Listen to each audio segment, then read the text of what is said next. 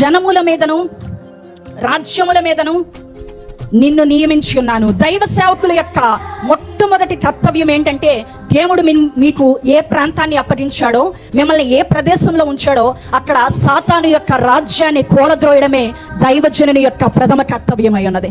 ఎలా అంట, ఒక ప్రాంతం మీద కాదు, జనముల మీద దేవుడు నిన్ను నియమించాడు. ఏమండి, నా వల్ల ఏమైద్ది? ఆ దురాత్మ జోలికి పెడితే ఆ సాతాను రాజ్యాన్ని కూలగొట్టాలంటే నా వల్ల ఏమైద్ది అంటే, ఇదిగో నిన్ను ఏర్పరచుకున్న దేవుడు, నిన్ను అభిషేకించిన దేవుడు, నీ నోటిని ముట్టిన దేవుడు, ఆ దేవుడే చెప్తున్నాడు, రాజ్యముల మీద జనముల మీద నేను నిన్ను నియమించి ఉన్నాను. దేవునికి స్తోత్రం, హల్లెలూయా. నువ్వు చేయవలసిన పని ఏంటంటే నశింప చేయాలి, వేగొట్టాలి.